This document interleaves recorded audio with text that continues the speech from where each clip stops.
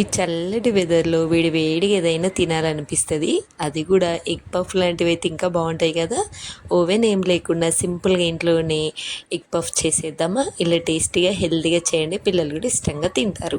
నేనైతే only 1 cup గోధుమ పిండి తీసుకొని కొంచెం సాల్ట్ వేసి మంచిగా వాటర్తో పూరి పిండికి ఎలా కలుపుకుంటామో అలా కలుపుకోవాలి. చాలా సాఫ్ట్గా కలుపుకోవాలి. చాలాసార్లు మనం ఏంటంటే పిండి కలిపేటప్పుడు వాటర్ ఎక్కువైనాయి, జిగురు వస్తుంది చూడండి. వాటర్ కొంచెం ఎక్కువ కాదు, కాస్త ఎక్కువ జిగురు వస్తుంది చూడండి. ఇంకా అందులో మనం పిండి వేసి మళ్ళీ గట్టిగా కలుపుతాము, అలా కలపొద్దండి. ఎంత మెత్తగా ఉంటే పిండి అంత సాఫ్ట్గా పూరీలు అయినా వస్తాయి, ఎగ్ పఫ్ అయినా, కచోరీ అయినా, అయినా ఇలాంటివి పిండి సాఫ్ట్గా ఉంటేనే మంచిగా వస్తాయి అన్నట్టు. సేమ్ ఇంక ఇక్కడ కూడా నేను అలానే కలుపుకొని కాసేపు అలా మూత పెట్టేసి ఉంచేసాను. ఇంకా బాగుంటుంది కదా అని. చూసారు కదా మనకి పట్టుకుంటే ఎలా అయిపోతుందో.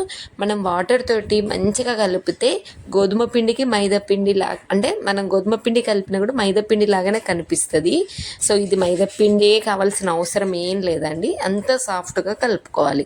ఇంక ఇక్కడైతే నేను కొంచెం కొంచెంగా చిన్న చిన్న బాల్స్ లాగా తీసుకొని చపాతీలాగా చేస్తున్నాను. మంచిగా క్రిస్పీగా రావాలి అంటే సింపుల్ ట్రిక్ ఏంటో తెలుసా. ఇలా చపాతీని రౌండ్గా చేసుకొని ఒకదానిపైన ఒకటి వేసేయండి.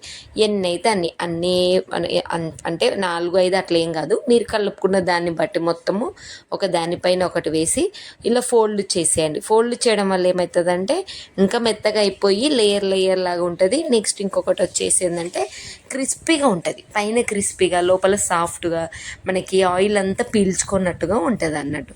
సో ఈ విధంగా ఫోల్డ్ చేసి ఇంకొక 2-3 మినిట్స్ ఆర్ 5 మినిట్స్ మూత పెట్టి పెట్టేసుకోండి. ఇంకా సాఫ్ట్గా అవుతుంది పిండి.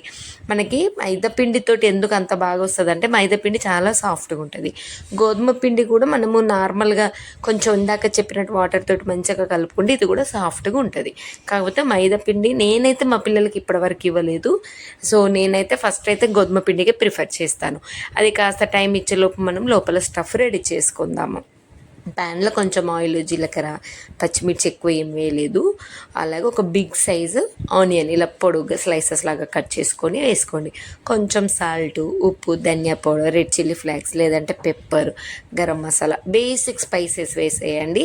ఇది కొంచెం ఉడికేయడానికి ఒక 1 స్పూన్ ఆర్ 2 స్పూన్స్ వాటర్ వేసేయండి అంతే. అది చల్లారిపోయేలోపు మనకి పిండి ఇంకా సాఫ్ట్గా అయిపోయింది, మంచిగా పొంగుతుంది అన్నట్టు. మనం ఆయిల్లో వేసినా లేదంటే ఓవెన్లో పెట్టిన కూడా.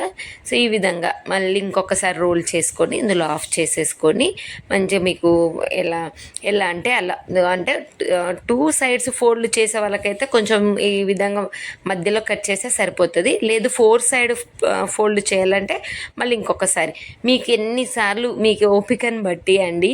ఈ ఎగ్ పఫ్, కచోరీ ఏంటంటే మనకి ఎంత ఓపిక ఉంటే అంత బాగా వస్తుంది అంతే. ఇలా ఎన్నిసార్లు అంటే అన్నిసార్లు ఇలా ఫోల్డ్ చేసుకొని రోల్ చేసుకోండి.